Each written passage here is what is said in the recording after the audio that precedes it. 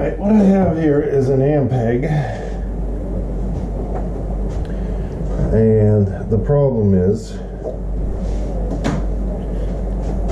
I need to replace these big ass capacitors, and they are, I believe, 600 volt, 500 volt, 30 microfarads, 600 volts. They don't make anything like that anymore.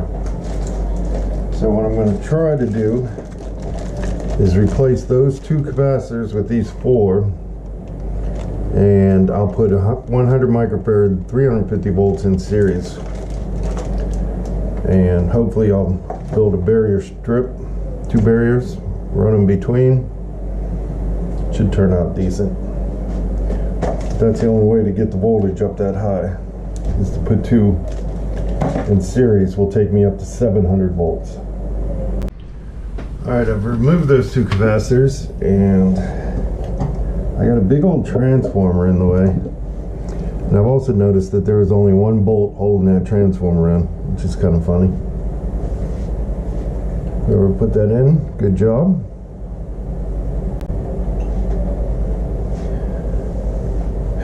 Alright.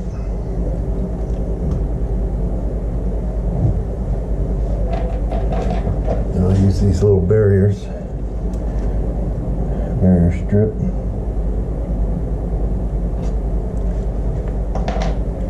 I think it'll work. I'm just setting this together to get a rough idea of my mounting holes, but we're gonna have, these caps are in series, so two 100s in series give you 50 microfarads. And this will do the same thing. So we'll have two 50 microfarad capacitors, and being that they're in series with each other, it'll be good for 700 volts. And there we have the finished product. So we have ground and ground, which we can mount to the chassis, and then these are in series, so these are the positive ends here and here. And this should work pretty good. Boom, there it is. So I took this handle off. I want to put the handle back on, so what I need to do is mount this. Yeah, this should work just nicely. It should straddle the handle on the other side.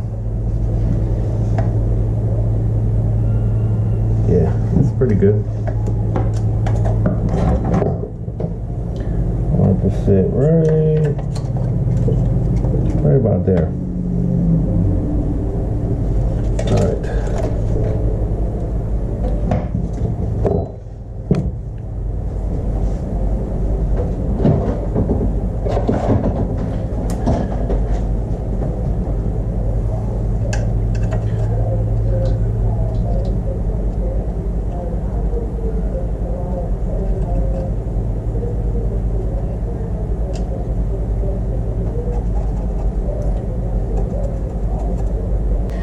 Alright, you can see I have the new capacitor setup installed. I like that. What I don't like is these power supply wires. That's what came from the factory. This is what I'm going to replace it with. I just don't, there's like,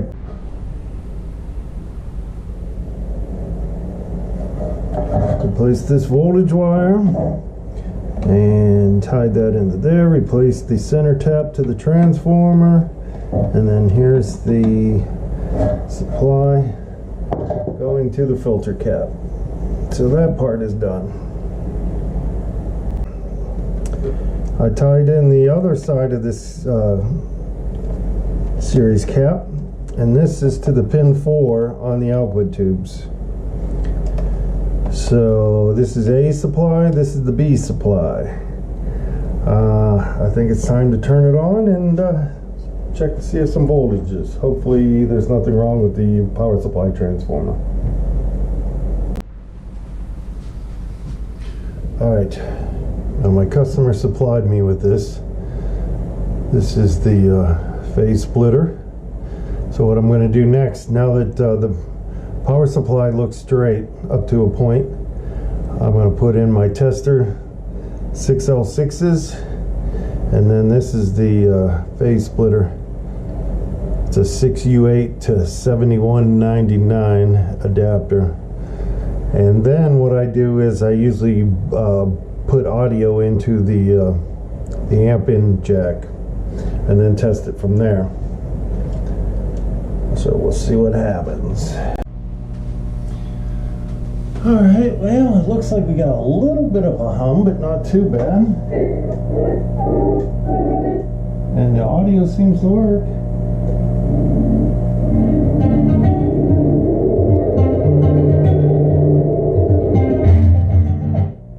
So that's a good sign.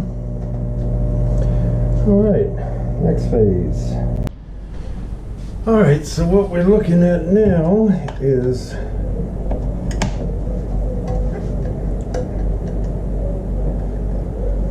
channel 1 seems to work.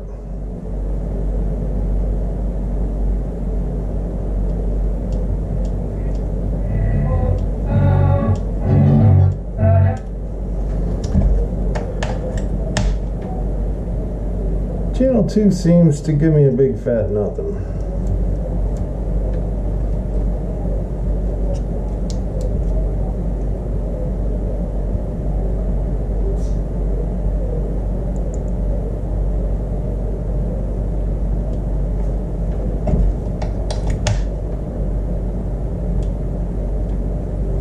But at least we got channel 1 working.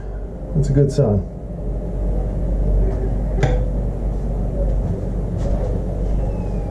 Alright, well, channel 2 just needed a little bit of exercise and a little bit of spray.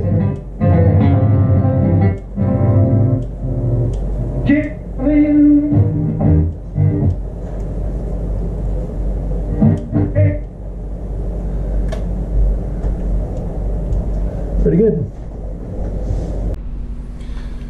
Alright, so I tried out the reverb, and the reverb does seem to work. It just needed a new pan, and the pan seems to be 9FB.